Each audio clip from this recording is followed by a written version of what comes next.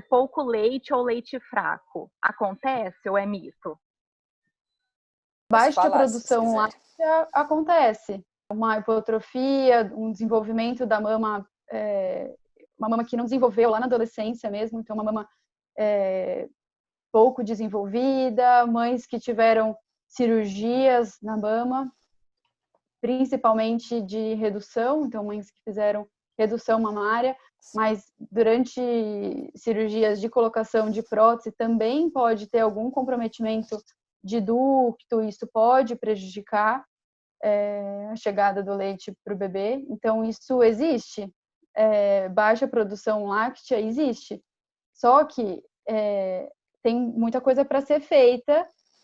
Então, o importante é isso, a gente identifica esse risco na mãe, e esse risco a gente pode identificar, inclusive, antes do bebê nascer. Então, a gente já pode ter em mente, opa, essa mãe tem uma cirurgia na mama, ou essa mãe tem uma mama que era hipotrófica, e a gente já tem um alerta de que, opa, pode ser que tenha uma baixa produção.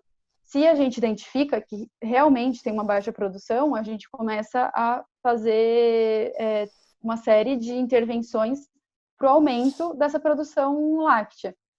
E aí, isso pode ser feito com fitoterápico, com medicamento, que aumentam a prolactina, que é o hormônio que produz o leite, para aumentar essa produção, mas também é associado a protocolos de ordenha.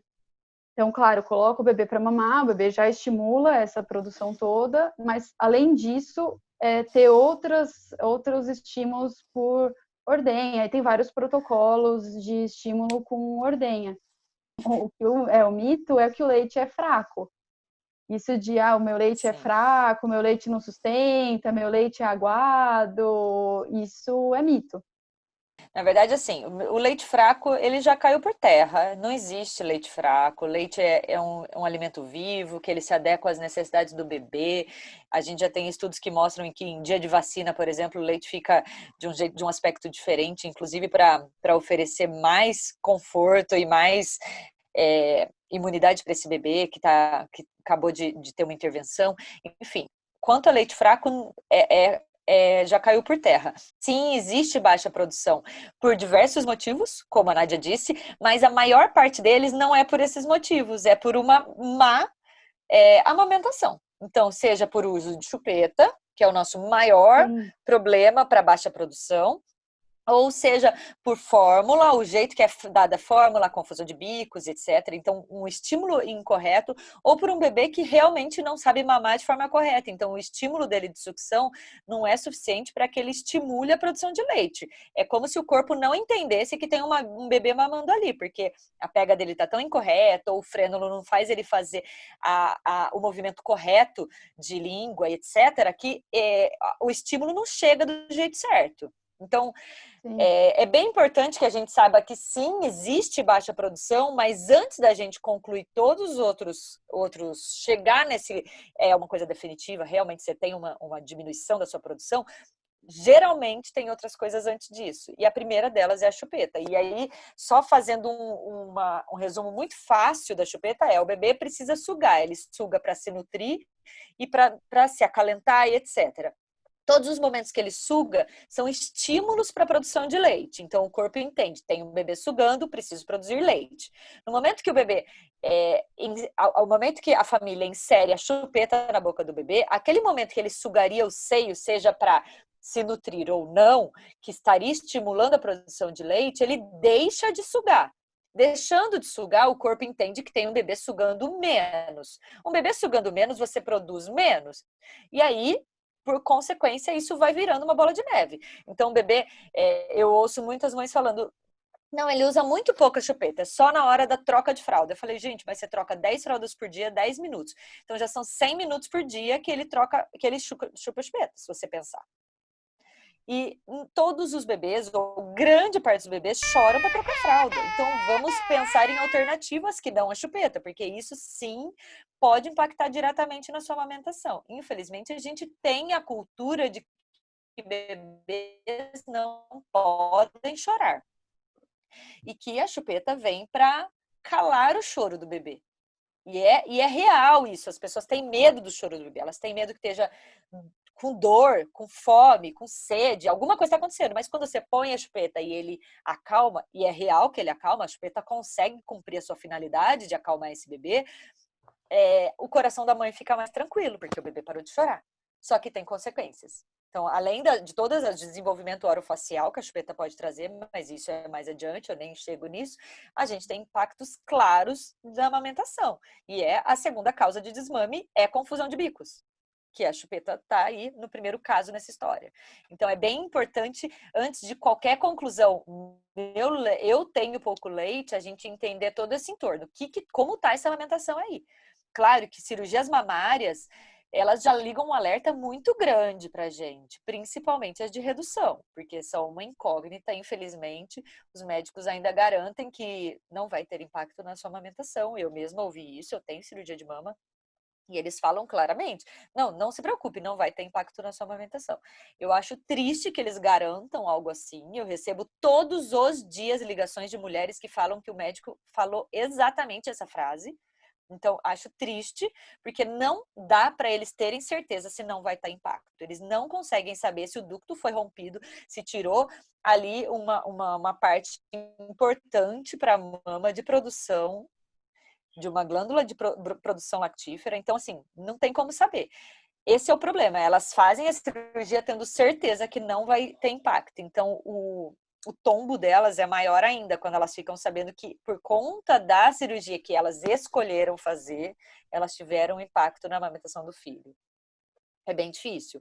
Então, sim, as cirurgias acendem uma luz, e é importante que acenda essa luz, mas tem muitas outras coisas para a gente fazer antes de concluir a baixa produção. Inclusive, se necessário for, usar fórmula concomitante, com uma amamentação mista, com leite dela ou não, quando não consegue, mas para que a gente consiga tentar aumentar esse estímulo e manter esse bebê bem alimentado, bem desenvolvido e bem nutrido, que é o principal fator aí. Sobre alimentação, Lê, você pode explicar para a gente se a alimentação da mãe, ela pode estimular o leite, porque tem sempre alguém da família que conta, come tal coisa, que vai aumentar o leite, canjica e tal. Conta pra gente, tem relação com o estímulo da produção de leite? Então, na verdade, sabe-se muito assim, come canjica, toma cerveja preta, né? Tem vários alimentos aí que são, vamos dizer, tabus, né, na alimentação para aumentar a produção de leite, mas na verdade não existe nenhum. Por exemplo, foi realizado um estudo que foi realizado na África, e lá a alimentação é totalmente diferente da nossa. Então, assim, e foi avaliado o leite, né, de mães brasileiras e mães africanas.